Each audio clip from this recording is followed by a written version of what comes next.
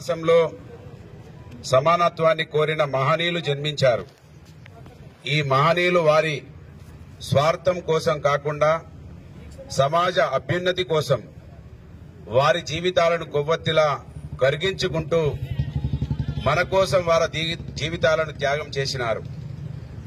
వారిలో ఈ మాసంలో జన్మించినటువంటి మహనీయులలో దొడ్డి కొమరయ్య గారు, బాబు జగజీవన్ రామ్ గారు, మహాత్మా జ్యోతిరావు పూలే గారు, డాక్టర్ బాబాసాహెబ్ బిఆర్ అంబేద్కర్ గారు ఈ మాసంలో మహనీయుల స్ఫూర్తిగా తీసుకొని వారు జన్మించినారు గనక పెద్ద ఎత్తున మహనీయుల స్ఫూర్తి దీక్ష కార్యక్రమాన్ని ఒక డ్రెస్ కోడ్తో ఈ కార్యక్రమాన్ని తీసుకున్నామనే విషయాన్ని ఈ సందర్భంగా మీకు తెలియజేస్తా ఉన్నాను.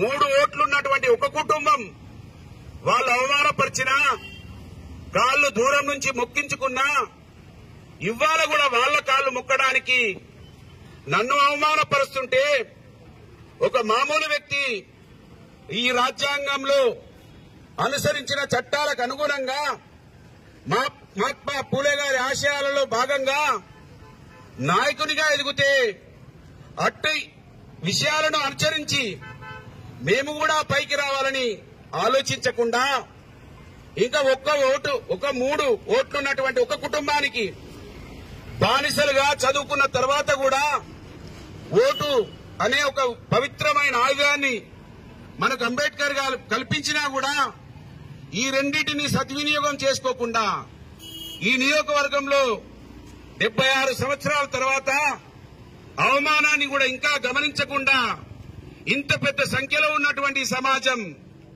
బానిసలుగా ఉండడానికి కారణం మహాత్మా పూలే జీవిత చరిత్ర, బాబాసాహెబ్ బిఆర్ అంబేద్కర్ గారి రాజ్యాంగం తెలియకపోవడమైన విషయాన్ని గమనించిన మహాత్మా పూలే గారిని స్మరించుకుందామంటే ఆ రోజు కాంగ్రెస్ ప్రభుత్వంలో మహాత్మా పూలే గారిని అవమానించిన చరిత్ర కాంగ్రెస్ పార్టీకి ఉన్నది.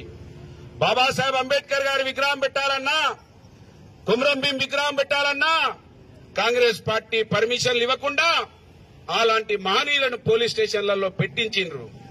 ఇవాళ కూడా మళ్లీ అదే అధికారులను వాడుకొని భయభ్రాంతులకు గురి చేయాలని చూస్తున్నారు. ఇప్పటికే సందేశాలు వస్తున్నాయి, సంకేతాలు వస్తున్నాయి. ఖచ్చితంగా ఇంకేమీ చేసేది లేదు పుట్టమది మీద. అవినీతి ఏది చెప్పేది లేదు, అయిపోయింది. తుదిగా పుట్టమదును శాశ్వతంగా అంతమొందించడమే ఇక ఈ నియోజకవర్గంలో మాకు అడ్డుండదని ఆ 3 ఓట్లున్నటువంటి కుటుంబం ఆలోచిస్తున్నట్టుగా మాకు అర్థమవుతున్నది. వీలైనంత గ్రామాలలో వాళ్ళ డ్రెస్ వేసుకున్న వాళ్ళు తిరిగి మన వర్గాలను చైతన్యం చేసి ఒక 3 ఓట్లున్నటువంటి కుటుంబం 76 సంవత్సరాలలో 50 సంవత్సరాలు ఒకే 3 ఓట్లున్న కుటుంబం అధికారంలో ఉండడం అంటే ఇది ప్రజాస్వామ్యానికి అవమానం.